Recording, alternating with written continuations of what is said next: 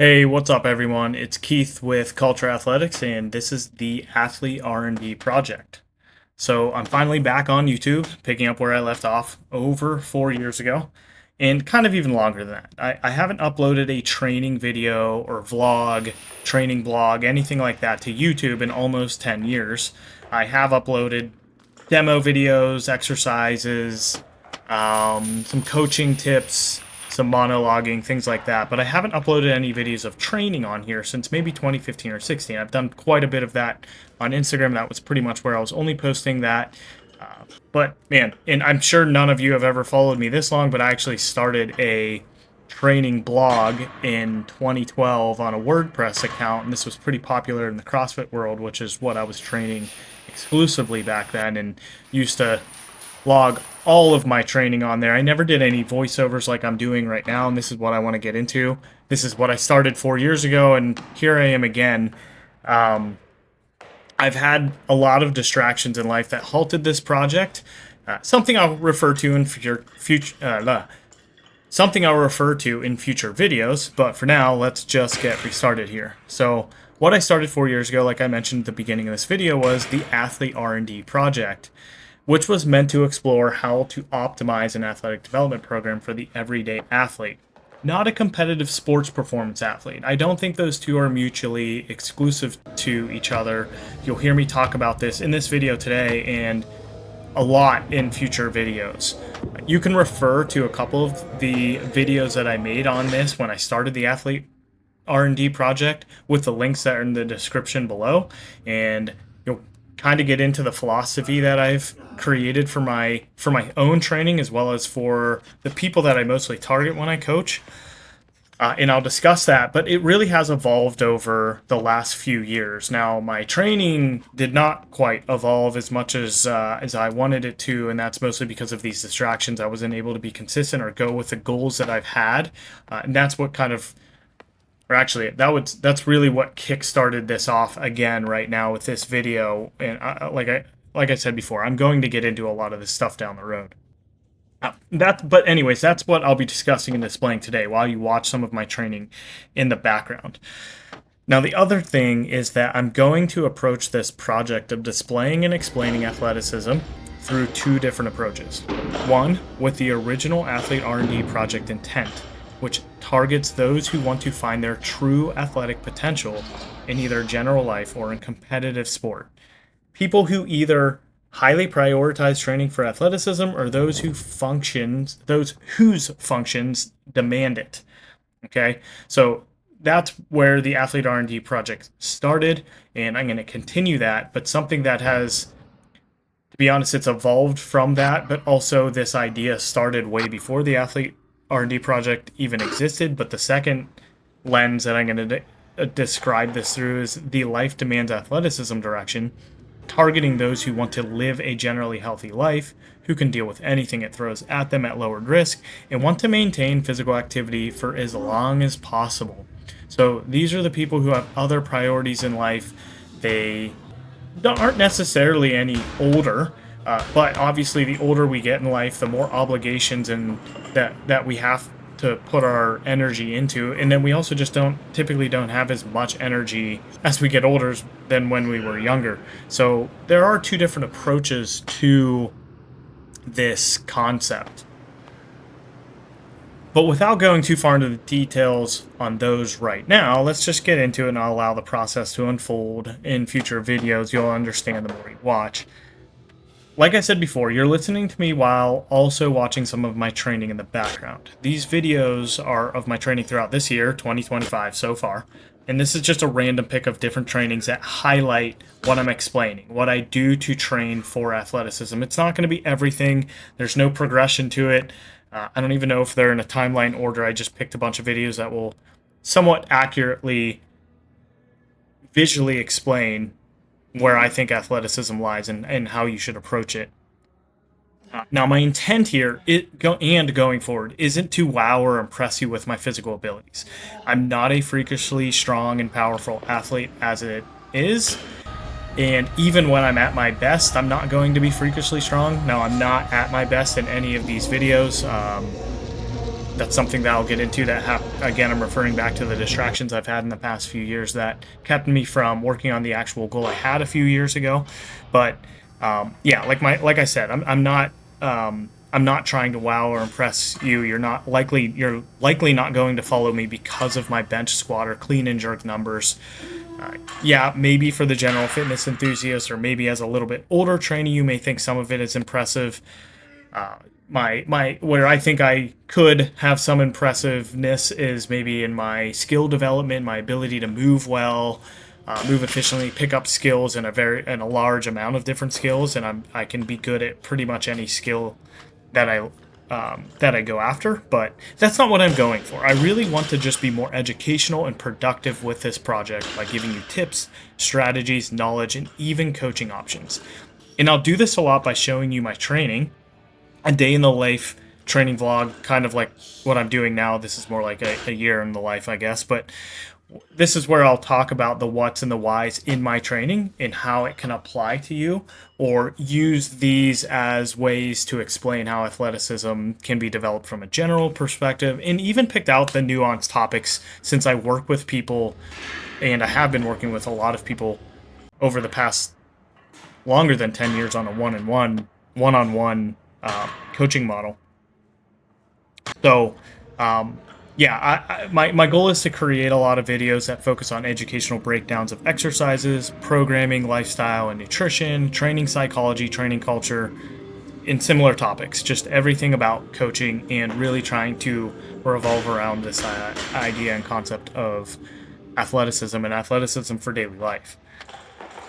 So now that I've reintroduced myself, I'll do a quick breakdown of both my training and coaching philosophy and methodology, which what you're seeing of my training right now visually explains.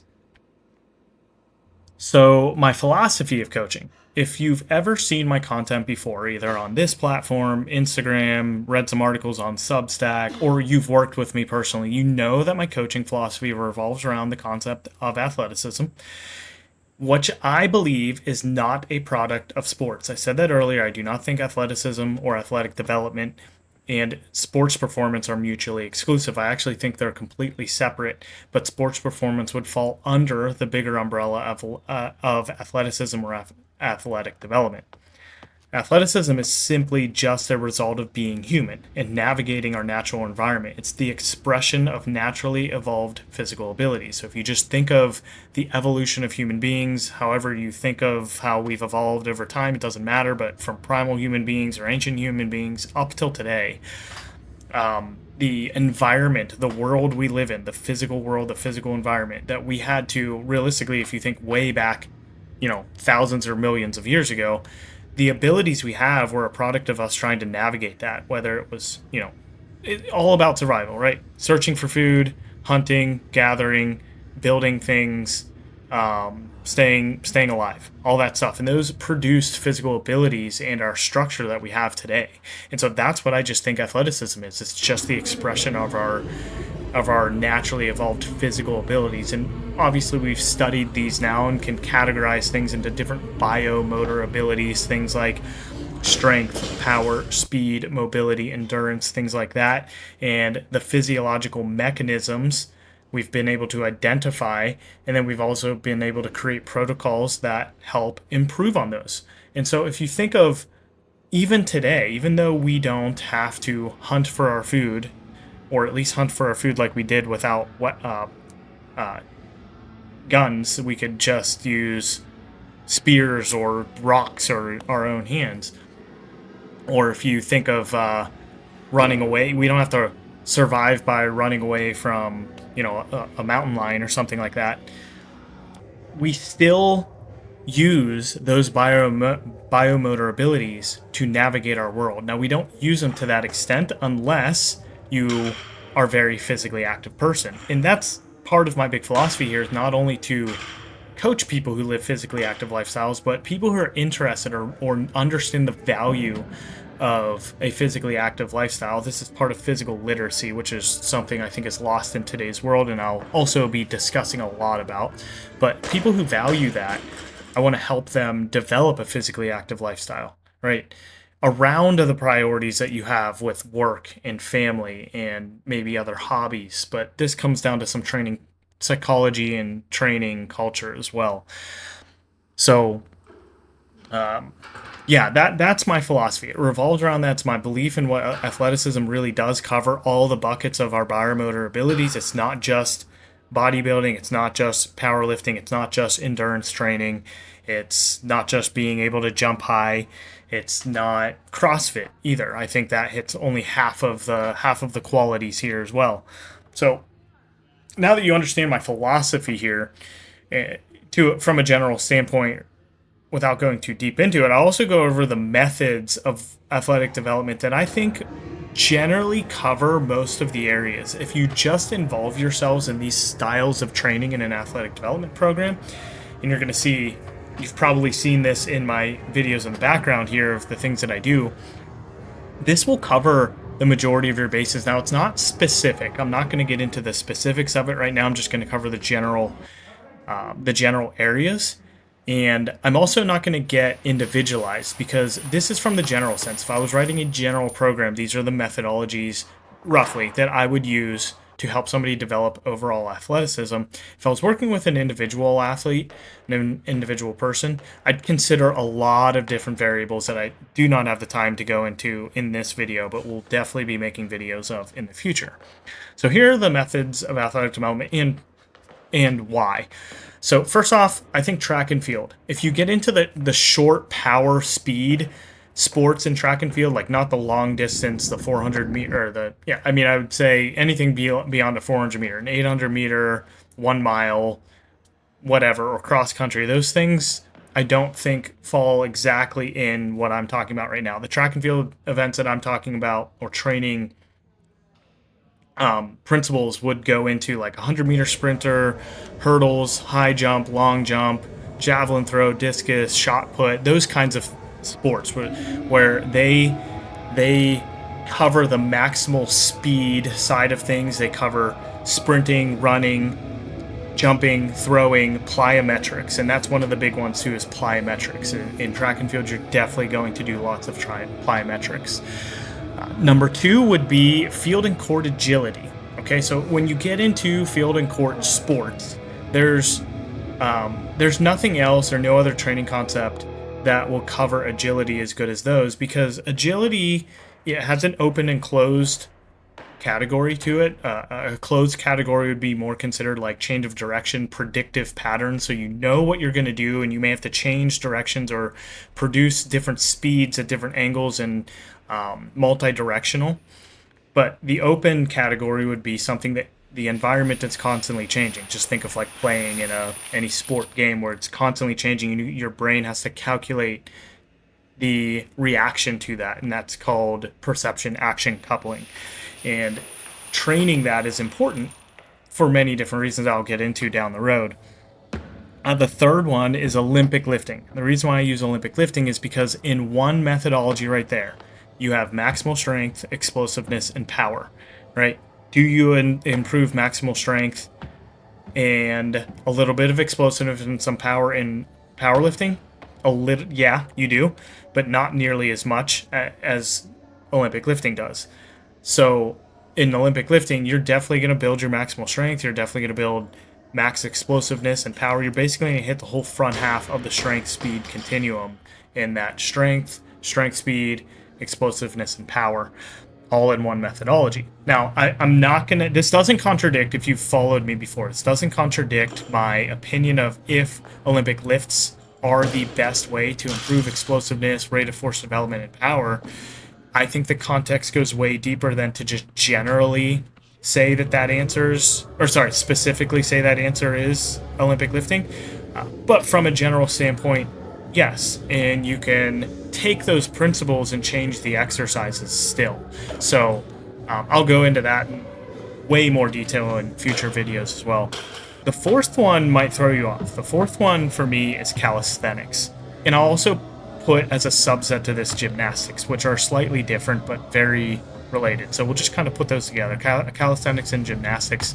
The reason why I like calisthenics the best is because it gives a different style of strength or force development, right? If you get into the Olympic lifts, power lifts, most of the lifts that you do are to maximize force development through shortest levers as possible, right? So if you're doing a back squat, you don't want that barbell to be far away from your center of mass or deviate far from your center of mass. You want to keep that lever as short as possible, because everything that we do, every movement we do is torque generated, right? Torque being force times the distance. So if you keep that distance as low as possible, then you can maximize overall force. However, with calisthenics, you get a little different muscle physiology involved when you have to maximize the lever, and your overall force might be a little bit lower, but the torque is still pretty high. Okay, so you can almost look at this from how somebody may do a prone hamstring curl and then do a Nordic curl, right? You're moving around the same joint, but one's lever is probably 3 or 4 times as long as the other. And so force development, overall load of each movement is going to be different, but when you factor in the distance, torque could be a lot higher in a calisthenics standpoint. But not only that with calisthenics and gymnastics, but you get a lot of different biomotor qualities that are more of the proprioceptive skills, like kinesthetic awareness, your ability to understand where your body is in space and things like that, rolling, tumbling, that kind of stuff. Now, the last one isn't so much like I would say it's like a pseudo methodology, but it's more of a broad concept, and that's GPP training, general physical preparedness. That don't get that confused with athleticism. You may think like, well, isn't athleticism and GPP training the same? And I would be like, yeah, it is, but I think GPP stays under athleticism, because in GPP training, I think what also helps our physiology develop well is having a rich proprioceptive skill set. So if you improve your biomotor qualities through different movement variabilities, loading patterns, loading setups, you improve your mobility. You also improve your energy systems development. Those things cover GPP, and you can fluctuate your GPP throughout the year. Even if you're not a sport or competitive athlete, you can be changing or influencing your GPP training throughout a year. Think of seasons and be like, hey, this is really where I want to be at top shape at this time of year, and then this time of year, I can kind of get into more GPP training, add in more variation of movement, add in more variability in my joint capacity or my biomotor abilities, improve my mobility, develop different levels of energy systems, and so forth. And this is also where this covers, like I said, energy systems development. This is like your anaerobic and aerobic capacities, which I don't think are displays of athleticism, but I think a very essential supportive structure to athleticism. Forget which coach said it off the top of my head, but fatigue makes cowards of us all. If you can't resist the fatigue physiologically that you are functioning within, then your skill and your ability to produce those biomotor abilities are going to be limited because you don't have the capacity to handle it. So you do want to specifically train for aerobic and anaerobic capacity levels that support your function, but also from a physiological just health standpoint. So track and field and core agility, Olympic lifting, calisthenics or gymnastics, and then GPP training are the 5 methodologies I would recommend to focus on in your training. And you can turn the dials up with all of these, or with any of these at certain times of the year, whatever you are lacking, or if you have a function that demands one more than the other at certain times of the year. Maybe you play soccer in the spring or the fall, and you play, or maybe you don't play another sport. Maybe you get involved in other physical activities like rock climbing or camping at other times of the year. So you can see how you would just fluctuate that based off of those functions. Or maybe you just want to have like a cool training season that lasts for 10 years, right? Like each year you just come back and do the same cycle, so to speak. I'm saying this as a hypothetical. And you just fluctuate your training throughout the year. So you might turn the dial up for your track and field and maximal speed, sprinting, jumping, throwing, plyometrics, and your Olympic lifting and GPP training might be a little bit lower. And then at the other time of the year, you switch that, so forth. This would definitely be best used through a concurrent and conjugate style of periodization, and that's what I typically use in my athletic development for myself as well as most of my clients, unless something else dictates it. So you can see how now my philosophy of training revolving around athleticism filters into a methodology from a general sense. And then when you get into more individualized training with a one-on-one client or athlete, then you have to start considering the variables that affect them, the obstacles that they have, the specific backgrounds they have, the interests they have, the logistics, preferences, all of that kind of stuff. You start taking in the psychology, the culture that they've developed with training and physical literacy and things like that, and then you can start developing a one-on-one program.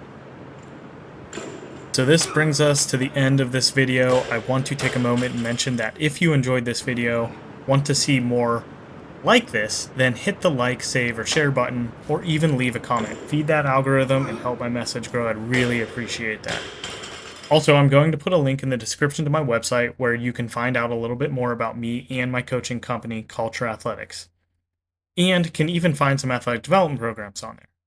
They're mostly free versions like my Intro to Sprinting, Intro to Plyometrics, General Athletic Development, and Sample Muscle Power. I also recently released my first paid program called Bounce for $29 to download. If you want to learn more about these, just click on that link and head over to my website. I'll be releasing more in the coming months. Alright everyone, I hope you enjoyed this video. I know I certainly enjoy being back on here providing more context, something missing in this world, and I'm excited to get more videos out there. See you next time.